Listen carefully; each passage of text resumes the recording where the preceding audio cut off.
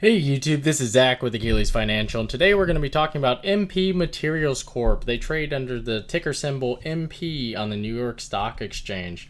They are, in essence, a former SPAC, and this is a company that we've been talking about in the Discord for the past few weeks to potentially buy on the dip because they have come down so much off their 52-week high. You can see that here on the chart right here, where again they had the high of 51.77. They actually stayed up north of 45, and then when there was some pressure on the markets, this stock arguably came back down.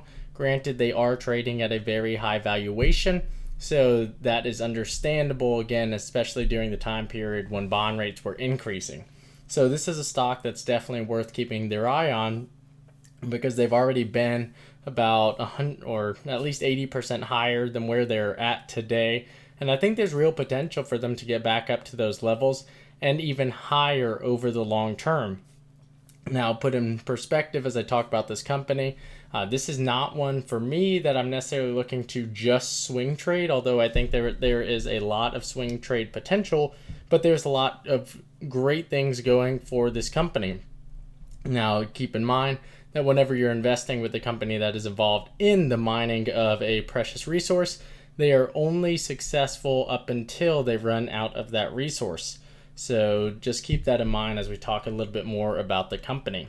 So the way we're going to go through this video is we're going to talk about some of the fundamentals that the company currently has. I want to talk a little bit more about what they actually do, and then we'll kind of circle up with some of the pros and cons and what the long-term potential value of this company will be. So first and foremost, let's talk about what the company does, and to do that, we'll head over to the website. So here we are on the MP Materials website, and this is where we want to start with. This is what we want to talk about, is what are they and what do they do? So this is one of the better websites I've seen from a former SPAC, from a company, particularly in the mining perspective. And I think that that bodes really well for the leadership team here, because what they're looking to do is to tell a story to keep investors actively engaged. And to make sure that you have the full backing of your investors, it's necessary to make sure that you can tell a very good story. The reason I emphasize that is because this is a company that is a former SPAC, and one of the other reasons that they dropped is they did issue more shares. Again, this is something that there's a lot of liquidity in the markets right now. There are a lot of companies issuing shares. For that reason, what they're looking to do is make sure that even as they issue more shares, they can make sure that their shareholders stay involved and stay committed. So what do they do? What does this company do? Well, the first thing I want to talk about is they, again, in the mining space, this is not a gold mine, this is not silver or copper, or something that's a little bit more familiar, especially to American investors, but rather they're involved in the rare earth elements. And so these are a lot of elements that I was not familiar with until I was doing my due diligence on the company. So as you can see right here, what we're looking at here of neodymium and praseodymium oxide, lanthanum and cerium. So if you have trouble pronouncing those the same way that I do, I think that will be okay. The important thing is that the website does a further justification for us of explaining what they actually do. What I want to focus on is that this is all information, or this is all types of metals that are used in a lot of clean energy. Think batteries in particular, but not just batteries, and that's something they've been great about emphasizing, but that's not really their bread and butter, but rather it's the actual engines or the motors that are occupying and being utilized in these electric vehicles. So you're going to continue to hear more, especially I've seen a lot of analysts talk about the battery tech that their rare earth elements are being used in, but really it's the motors that there's a heavy emphasis on. So you can talk about some of the different items that they have in for use here, and I think it's important that they emphasize a lot of this information here.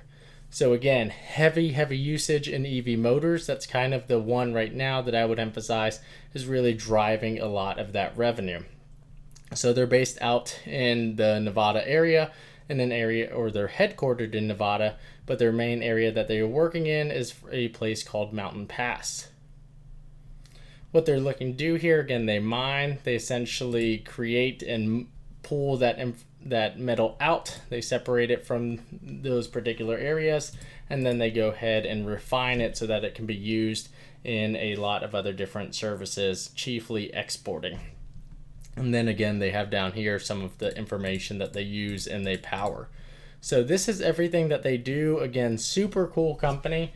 I like it a lot. However, we do want to talk about some of the financials, and we'll start talking once again about the pros and the cons with this company, because there has been a lot of really positive press conference. I even saw a segment where Jim Cramer talked about the company. He seems to be a fan.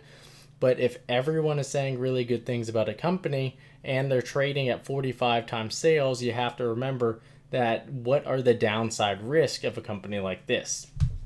So let's dive into some of the fundamentals.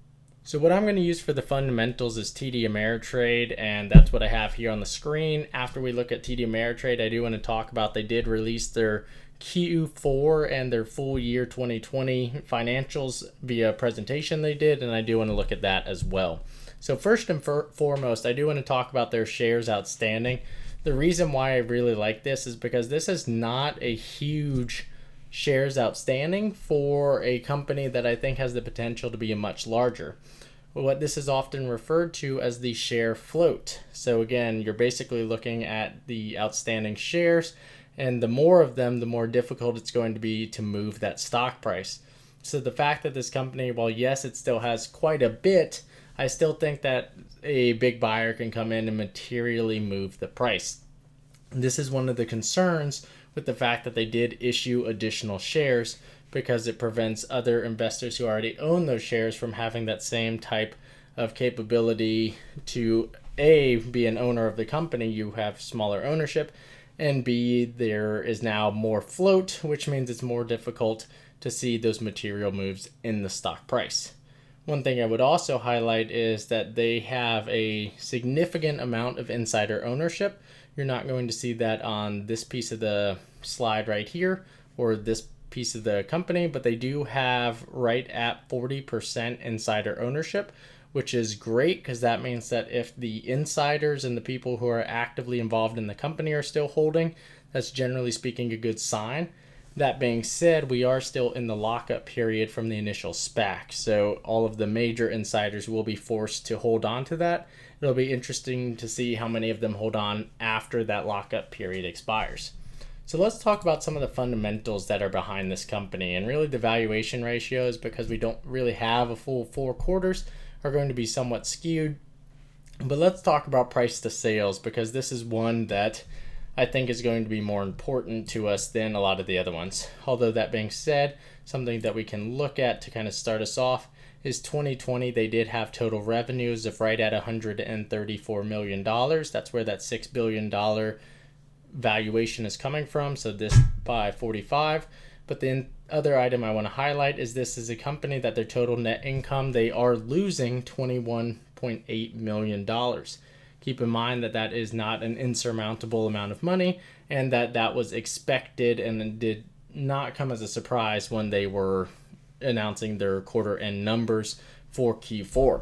So while it's always a concern if a company is not profitable, keep in mind they did just raise a lot of money. So when we talk about this concept of cash burn, basically how much cash on hand does a company have to be able to weather going forward, this is a company that I don't really have as much concern over.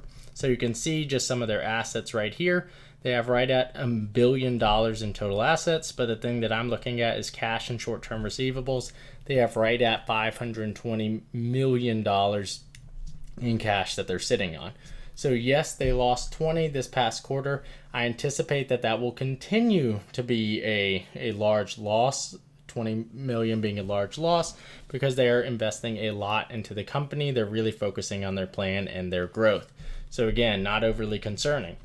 However, one of the cons that I do want to highlight when you're talking about these valuations is for companies to have a price to sales valuation of 45.7, and if the stock goes up to say $37, $38, which it has before, they will continue to see these kind of huge swings in price, because if your price to sales is then 50 or 60 and we haven't gotten those new earnings, That is a huge valuation for a company that is not really proven at this point in time.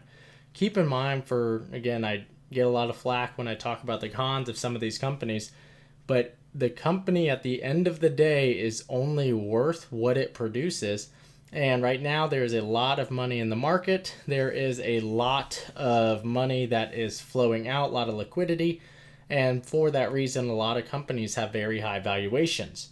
Keep in mind that prior to 2019, the valuations industry-wide weren't necessarily this high, and there wasn't this money in the marketplace. So if we were to see a material downturn, whether in the economy or in stock valuations, a 45 price to sales ratio is still tough to swallow in that type of environment. So just be aware of that. That being said, the reason people are willing to pay the premium of the price to sales is because they expect some serious growth coming from this company, and that's something that they've continued to produce and continue to execute on. So let's go look at their slides to further emphasize that. So this is their fourth quarter results. This is their material. I do want to highlight that as I'm kind of walking through this again, that I'm by no means someone who can provide investment advice. This is all just my opinion. And if you're still with us so far and you find this content helpful, please leave a like and consider subscribing. So let's talk about the fourth quarter highlights for this company. Remember, they're trading at a very high premium, so how are they justifying this premium? You have to remember that the Q4 revenue for this company is up year over year by 100%. So that's 42.2 million, which is a huge deal. I think a lot of this revenue going up is not necessarily just due to the fact that the company is producing more, but also that prices have gone up quite a bit. So you can see that the prices are up 70% year over year, which definitely benefits well for the company as they've been able to, the cost to produce has gone lower. So all of that leads itself to a very favorable valuation. If you anticipate costs will continue to either A, stay steady at this price and you have the capability to reduce cost, or your prices continue to go up while your cost continues to go down, again makes for a very favorable line going forward. So they have a lot of cash on hand to be able to weather any potential strains, as well as to invest in the continued growth of the company. This is why it trades as a high valuation, because it gives you the capability to continue investing into your company going forward, and that's one of the reasons why they did that share offering as well. So you can see again from a year over year perspective, their sales volume has gone up exponentially.